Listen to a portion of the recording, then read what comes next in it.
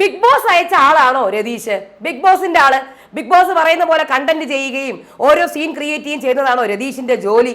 ഇത് റോക്കി ചോദിച്ച ചോദ്യമാണ്. ഇതുപോലെ പല സംശയങ്ങളും പല ആൾക്കാർക്കും ഉണ്ട്, വീട്ടിൽ പ്രേക്ഷകർക്കും ഈ സംശയമുണ്ട്. അപ്പോൾ അത് കാരണം ഇന്ന് ഭയങ്കര വഴക്ക് നടന്നു. ജാസ്മിൻ വരെ രതീഷിനെതിരെ തിരിഞ്ഞു. ഇങ്ങനെ വീട്ടിലുള്ള എല്ലാ ആൾക്കാരെയും തന്റെ എതിരെ തിരിച്ചിട്ട് ഒരു ഒറ്റപ്പെടൽ ഗെയിം സ്ട്രാറ്റജിയാണ് രതീഷ് കളിക്കുന്നത്. അത് പക്ഷേ വീട്ടുകാർക്കും അറിയാം, നാട്ടുകാർക്കും അറിയാം, എല്ലാവർക്കും അറിയാം. അതുകൊണ്ട് തന്നെ രതീഷിന്റെ ഗെയിം ഓപ്പൺ ഗെയിമാണ്. അപ്പൊ ഇതിൽ രതീഷിന് നഷ്ടമുണ്ടാകുമോ അതോ അവസാനം രതീഷിന് ലാഭം തന്നെ ഉണ്ടാകുമോ? എല്ലാവർക്കും നമസ്കാരം, ഞാൻ നിങ്ങളുടെ സ്വന്തം രേവതി. വീഡിയോ ആദ്യമായിട്ട് കാണാൻ ചാനൽ സബ്സ്ക്രൈബ് ചെയ്യണം, ലൈക്ക് ചെയ്യണം, കമന്റ് ചെയ്യണം. അപ്പൊ ഇന്നത്തെ മോർണിംഗ് ആക്ടിവിറ്റി ഋഷിക്കുള്ളതായിരുന്നു. ഋഷിയുടെ style dance, hip hop style dance തെരഞ്ഞെടുക്കുന്ന ഒരു 6-7 പേർക്ക് പറഞ്ഞു കൊടുക്കണം, പഠിപ്പിച്ചു കൊടുക്കണം. അങ്ങനെ ഒരു മണിക്കൂർ രതീഷ്, പിന്നെ അതേപോലെ തന്നെ സുരേഷ്, അങ്ങനെ കുറേ പേർക്ക്, യമുന, ഇവർക്കൊക്കെ പറഞ്ഞു കൊടുക്കുന്നുണ്ടായിരുന്നു. അത് കഴിഞ്ഞ് അതിൻ്റെ ഇടയിൽ നൂറയ്ക്ക് കളിക്കാൻ പറ്റുന്നില്ല എന്ന് പറഞ്ഞ് കുറച്ച് പ്രശ്നങ്ങളൊക്കെ ഉണ്ട്. അത് ആസ്പദമായി കുറച്ച് വഴക്കും ബഹളവും കരച്ചിലും ഒക്കെ ഉണ്ടായിരുന്നു. ഇപ്പൊ ഗബ്രിയായിട്ട് ഭയങ്കര വിഷമത്തിലിരിക്കുകയാണ് ആള്. അതിൻ്റെ ഇടയ്ക്കാണ് രതീഷ് ഭക്ഷണം കഴിക്കുന്നില്ല, ഇന്ന് എന്ത് കണ്ടന്റ് ഉണ്ടാക്കും ഇങ്ങനെ ആലോചിച്ചുകൊണ്ടിരിക്കുകയാണ്. ഞാൻ ഇനി എന്ത് ചെയ്യും, അടുത്ത പ്രൊമോയ്ക്ക് വേണ്ടി എന്ത് ചെയ്യുന്നു രതീഷ് ഇങ്ങനെ ആലോചിച്ചുകൊണ്ടിരിക്കുകയാണ്. അപ്പൊ രതീഷിനോട് ജാൻമണി വന്ന് വെള്ളം എന്തെങ്കിലും കഴിക്കൂ, ആ ചേച്ചിക്ക് വയ്യ, രതീഷ് വന്ന് കഴിക്കൂ എന്തെങ്കിലും, രതീഷ് ചേട്ടാ എന്തെങ്കിലും വന്ന് കഴിക്കൂ. എന്താണുള്ളത്? ദോശ, നല്ല ദോശയാണ്, കറിയും ഉണ്ട്, വന്ന് കഴിക്കൂ രതീഷ് ചേട്ടാ, വന്ന് ചേച്ചിക്ക് വയ്യാതെ നിൽക്കുകയാണ്, പെട്ടെന്ന് പോയി കഴിക്കൂ എന്ന് പറഞ്ഞ് ജാനു സിഗരറ്റ് ചെയ്യാൻ പോകുന്നുണ്ട്. അപ്പോഴത്തേക്ക് രതീഷ് എന്ത് ചെയ്യണം? അപ്പം എനിക്ക് 3 ഗ്ലാസ് വെള്ളം വേണം. അപ്പം യമുന പറഞ്ഞ് വെള്ളം തരാം, അല്ല എനിക്ക് വെള്ളം വേണ്ട, പക്ഷെ അലക്കാൻ പറ്റൂല, അങ്ങനെയാണെങ്കിൽ എനിക്ക് വെള്ളം വേണ്ട. വെള്ളം കുടിച്ച് അലമ്പാക്കാൻ പറ്റത്തില്ല, നേരത്തെ ഞാൻ പറയാണ്, അലമ്പാക്കാൻ പറ്റില്ല. വേണമെങ്കിൽ ഫ്ലാസ്കിൽ എടുത്തോണ്ട് പോവാം. അതിന് ഫ്ലാസ്ക് അല്ലല്ലോ, ഇത് വെറും ഒരു ഇതല്ലേ, ബോട്ടിലല്ലേ, ഇത് ഫ്ലാസ്ക് അല്ല. ഇതിനകത്ത് എങ്ങനെയാണ് ഞാൻ ചൂടുവെള്ളം വെക്കുന്നത്? ഇതിന് ചൂട് തങ്ങത്തില്ല. നിങ്ങൾ എൻ്റെ വെള്ളം ബ്ലോക്ക് ചെയ്യുകയാണ്.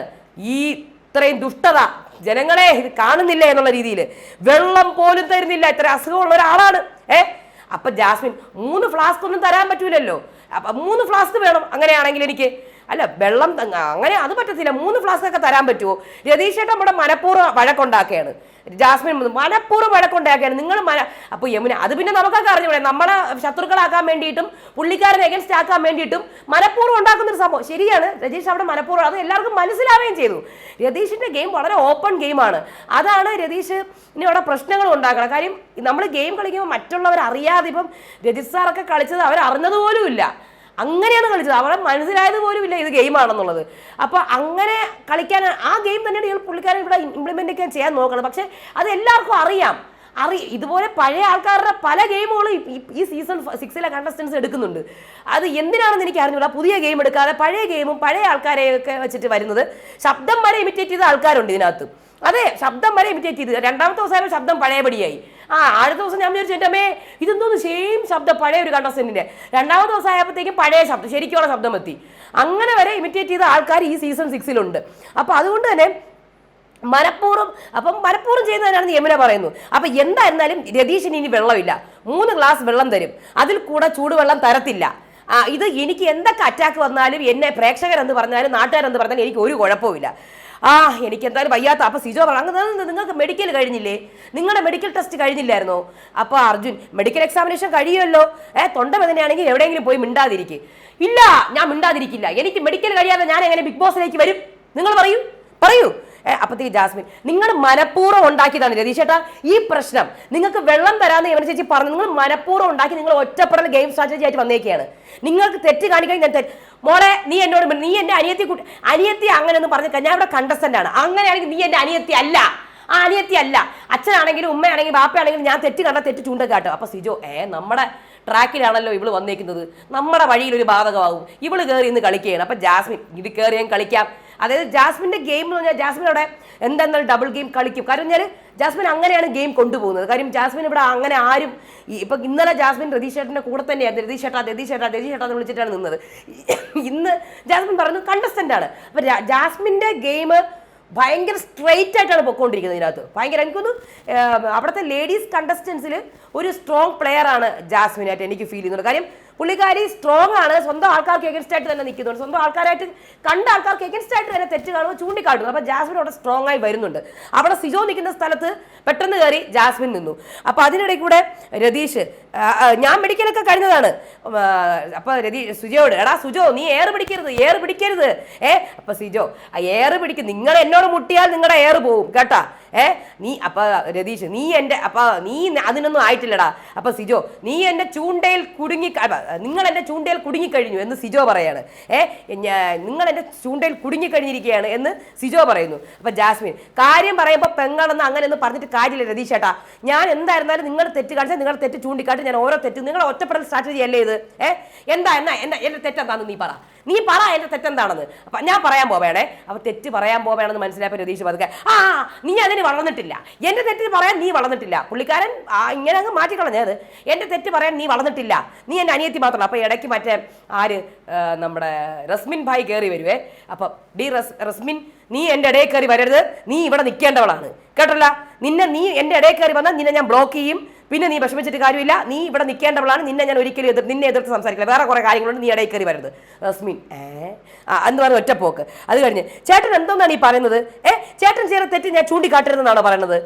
ഇന്നലെ തൊട്ട് ചേട്ടൻ ചേട്ടൻ്റെ കാര്യങ്ങൾ ഞാൻ കാണുന്നുണ്ട്, ഞാൻ തെറ്റാണെങ്കിൽ തെറ്റ് ചൂണ്ടിക്കാട്ടും. ഇപ്പോഴേ 3 പേരും കൂടെ ഒന്ന് ചിരിപ്പുണ്ട്, നമ്മുടെ ജാസ്മിനും രതീഷും അതേപോലെ തന്നെ നമ്മുടെ ഗബ്രിയും ഒന്നിച്ചിരിക്കുന്നുണ്ട്. അപ്പം ഇവര് ജാസ്മിന് എന്താണ് മാനസികമായ അടപ്പം ഇവർ രണ്ടുപേരോടും ഉണ്ട്. പക്ഷേ ഗെയിമിന് എന്തെങ്കിലും വ്യത്യാസം ഉണ്ടെങ്കിൽ ജാസ്മിൻ എന്തായാലും എതിർത്ത് നിൽക്കുന്നുണ്ട് ഇതിനകത്ത് കേട്ടോ. അപ്പോൾ ഇവിടെ സിജോയുടെ സ്ഥാനം കുറച്ചങ്ങോട്ട് പോയി. എന്നാലും സിജോയും റോക്കിയും വിടുന്നില്ല. റോക്കി രതീഷിന്റെ പുറകെ തന്നെയാണ് കേട്ടോ. അപ്പോൾ രതീഷ് ഇനി നിങ്ങളുടെ ടൈമാണ് മക്കളെ, നിങ്ങൾ കണ്ടന്റ് ചെയ്തോ എന്ന് പറഞ്ഞ് രതീഷിന്റെ കണ്ടന്റ് കഴിഞ്ഞു. രതീഷ് ഒരു അരമണിക്കൂർ കണ്ടന്റ് ചെയ്യും പോവും. അത് കഴിഞ്ഞ് 2 മണിക്കൂർ നമ്മൾ വീഡിയോ ഇടുന്ന പോലെ അത് തന്നെയാണ് സിജോ ഇവിടെ പറഞ്ഞത്. അതായത് ലൈവ് അപ്ഡേറ്റുകൾ ഇടുന്ന റിവ്യൂവേഴ്സ് ഉണ്ടല്ലോ, അപ്പോൾ അവർക്ക് വേണ്ടിയിട്ടുള്ള കണ്ടന്റ് കൊടുക്കുന്ന പോലെ. അപ്പം നമ്മൾ ഓരോ വീഡിയോയിലും രതീഷിന്റെ പേര് തന്നെ ഇങ്ങനെ പറഞ്ഞുകൊണ്ടിരിക്കും. അപ്പോൾ അത് ഇവിടെ നടക്കുന്നുണ്ട്. അപ്പോൾ ജാസ്മിൻ ജിൻഡോ അടുത്ത് പോയി പറയുന്നുണ്ട്, എന്തോന്നാണ് ജിൻഡോ ഈ കാണിക്കുന്നത്, ഇങ്ങനെ എന്തോന്നാണ് കാണിക്കുന്നത്, ഒറ്റപ്പെടൽ സ്ട്രാറ്റജിയാണ് നടന്നുകൊണ്ടിരിക്കുന്നത്, ഞാൻ എന്തായാലും ഇതിനെ പ്രതികരിക്കും. അപ്പം സിജോ പറഞ്ഞു പെർഫെക്റ്റ് ടൈമിംഗ് ആണ് ഇങ്ങേർക്ക്, പെർഫെക്റ്റ് ടൈമിങ്. അപ്പം റോക്കി പോടെ ഇത് ഇത് ഇത് ഇത് ഇങ്ങനെയുള്ള ഒരാൾക്ക് കപ്പ് കൊടുക്കാൻ പാടില്ല, ഞാൻ സമ്മതിക്കത്തില്ല, ഞാൻ അംഗീകരിക്കത്തുമില്ല. ആര് കപ്പ് കൊടുത്താലും ഞാൻ അംഗീകരിക്കില്ല. ഇത് ജോക്കറാണ്, 3 പ്രാവശ്യം ഒരു ദിവസം കണ്ടന്റ് കൊടുക്കും. ഇവനെ ചാനൽ കൊണ്ടുവന്നതാണെന്നാണ് എനിക്ക് ഡൗട്ട്. ഇവനൊരു നന്ദി എന്ന് പറഞ്ഞതില്ല, ഒരു കൂട്ടുകാരില്ല, ആരും ഇല്ല ഇവന് കേട്ടാ. അപ്പോൾ അൻസിബ പറയുന്നത് ഇപ്പം എന്നെ പോലെ ആയിരുന്നെങ്കിൽ ഇവിടെ ഒരു കണ്ടന്റ് ഉണ്ടാവില്ലായിരുന്നു, ഇങ്ങനെ കണ്ടന്റ് കൊടുക്കുന്നുണ്ട്. പക്ഷേ ഒരു എന്തായിരുന്നാലും ഒരു അർഹതയുള്ളവൻ മാത്രമേ ഇവിടെ വിന്നർ ആയിട്ടുള്ളൂ എന്നൊക്കെ പറയുന്നുണ്ട്. ബട്ട് ഇവിടെ ഇങ്ങനെ കണ്ടന്റ് കൊടുക്കാൻ ഇങ്ങേര് വേണം, 100 ദിവസം ഇങ്ങേര് ഇവിടെ ഉണ്ടാകും. അപ്പോൾ സുരേഷ് അതെ അത് ശരിക്കും അങ്ങനെ തന്നെയാണ്. അപ്പം റോക്കി സ്നേഹം കൊണ്ട് അവനെ മൂടണം. ഇവൻ എന്തൊക്കെ പറഞ്ഞാലും ഇവനെതിരെ ആരും ഒന്നും പറയാൻ പാടില്ല, നമ്മൾ അവനെ സ്നേഹം കൊണ്ട് മൂടണം. ഇവൻ വിചാരിക്കണം നമ്മൾ മോശമായിട്ട് റിയാക്ട് ചെയ്യണമെന്ന്, പക്ഷെ റിയാക്ട് ചെയ്യരുത്. അപ്പോൾ ജാസ്മിൻ പറഞ്ഞു ഇഗ്നോർ ചെയ്താൽ പിന്നെയും ഒറ്റപ്പെടും. അതിനിടെ കൂടെ ഗബ്രി നൂറയും കൂടെ പ്രശ്നം. അവർ ഭക്ഷണം കഴിച്ചുകൊണ്ടപ്പം ഗബ്രി പറഞ്ഞു നീ കഴിക്കരുത്, ഞാൻ പവർ ടീമാണ്, കഴിക്കരുത്. അപ്പം നൂറ എന്നെ എന്തിനങ്ങനെ പറഞ്ഞത്, എന്നാൽ ഇങ്ങനെ പറയാൻ പാടില്ലായിരുന്നു. അപ്പോൾ ഗബ്രി പറഞ്ഞു ഞാൻ പവർ ടീമാണ്, ഞാൻ പറയാനുള്ളത് പറയും, അത്രേ ഉള്ളൂ, നിനക്ക് അങ്ങനെയാണെങ്കിൽ നിനക്ക് ഇപ്പോൾ നിൽക്കാനുള്ള അർഹതയില്ല. അപ്പം നൂറ കരയുന്നു, ജാസ്മിൻ സമാധാനിപ്പിക്കുന്നു. അപ്പം ഞാൻ പറയുന്നത് ഈ നമ്മുടെ രതീഷിൻ്റെ കാര്യം, രതീഷ് കണ്ടന്റ് ക്രിയേറ്റ് ചെയ്യണം. അതിന് ആരൊക്കെ എന്തൊക്കെ പറഞ്ഞാലും കണ്ടന്റ് ക്രിയേറ്റ് ചെയ്തുകൊണ്ടേയിരിക്കും. പ്രേക്ഷകർക്ക് ചിലർക്ക് ഇഷ്ടമാണ്, ചിലർക്ക് ഇഷ്ടമല്ല. അപ്പം അവിടെ ഉള്ളവർക്ക് സത്യം പറഞ്ഞാൽ കണ്ടന്റ് ഇല്ല, രതീഷ് അല്ലാത്ത വേറെ കണ്ടന്റുകൾ വരുന്നില്ല. നിങ്ങൾ കണ്ടന്റ് ചെയ്തോ എന്ന് പറയുമ്പോഴും കണ്ടന്റ് കൊടുക്കാൻ ഇവർക്ക് പറ്റുന്നില്ല.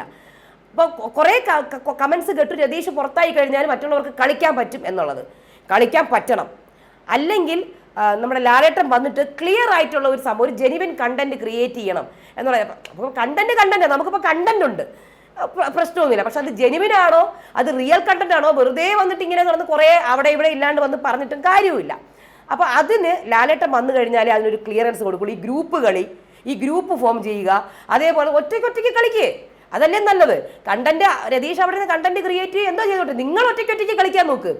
ഇവിടെ സംഭവിച്ചുകൊണ്ടിരിക്കുന്നത് രതീഷ് കണ്ടന്റ് ക്രിയേറ്റ് ചെയ്യുന്നു, എല്ലാവരും കൂടെ ഒരു ഗ്രൂപ്പായി രതീഷിനെതിരെ ആയിക്കഴിഞ്ഞാൽ അത് പിന്നെയും മോശമായിക്കൊണ്ടിരിക്കുകയുള്ളൂ. അപ്പോൾ അതുകൊണ്ട് കുറച്ചും കൂടെ ബുദ്ധി ഉപയോഗിച്ച്, പിന്നെ ടാസ്കുകളൊന്നും തുടങ്ങിയില്ലല്ലോ, ടാസ്കുകൾ തുടങ്ങുമ്പോഴേ കറക്റ്റ് വരുള്ളൂ. അപ്പോൾ ഇതിൽ പറയേണ്ടത് അവിടെ ലാലേട്ടൻ വന്നിട്ട് കുറച്ചും കൂടി ഈ ഗ്രൂപ്പ് കളിയെ കുറിച്ച് എഗൻസ്റ്റ് ആയിട്ട് എന്തായാലും പറയണം, അത് തീർച്ചയായും പറയണം. പിന്നെ ബിഗ് ബോസ് അയച്ച ആളായിട്ടൊന്നും എനിക്ക് തോന്നിയ കാര്യം, പുള്ളിക്കാരൻ ഇവിടെ കണ്ടസ്റ്റൻ്റ് ആയിട്ട് തന്നെ വന്നേക്കണം, അതിനെക്കുറിച്ചൊന്നും എനിക്കറിയില്ല കേട്ടോ. ഇനി വല്ല ട്വിസ്റ്റ് ഉണ്ടോ ഇല്ലെന്നൊന്നും എനിക്കൊരു പിടിയുമില്ല. കാര്യം ഇത് റോക്കിയാണ് എടുത്തിട്ടത് ഈ ഒരു വിഷയം. കാര്യം എന്ന് പറഞ്ഞാൽ പുള്ളിക്കാരനൊരു ഇതില്ലാണ്ട് പറഞ്ഞുകൊണ്ടാണ് കളിക്കുന്നത്. അപ്പം ഗെയിം ഓൾറെഡി എക്സ്പോസ്ഡ് ആണ്, ഒറ്റപ്പെടൽ സ്ട്രാറ്റജിയാണ്. പക്ഷേ അവർക്കാർക്കൊരു തടയാനും പറ്റുന്നില്ല. അങ്ങനത്തെ ഒരു അവസ്ഥയിലേക്കാണ് വന്നിരിക്കുന്നത്. അപ്പോൾ ഇങ്ങനത്തെ ഒരു ബുദ്ധിമുട്ടിലാണ് കണ്ടസ്റ്റൻസ് നിൽക്കുന്നത്. ഇനി ബാക്കി കാര്യങ്ങളൊക്കെ അടുത്ത ലൈവ് അപ്ഡേറ്റ് പറയാം. അതുവരേക്കും നിങ്ങൾ പറ, എന്ത് ചെയ്യണം കണ്ടസ്റ്റൻസ്? അവർ ഒറ്റയ്ക്ക് നിന്ന് കളിക്കണോ, എങ്ങനെ എതിർക്കണം എന്നുള്ളത്. ബൈ.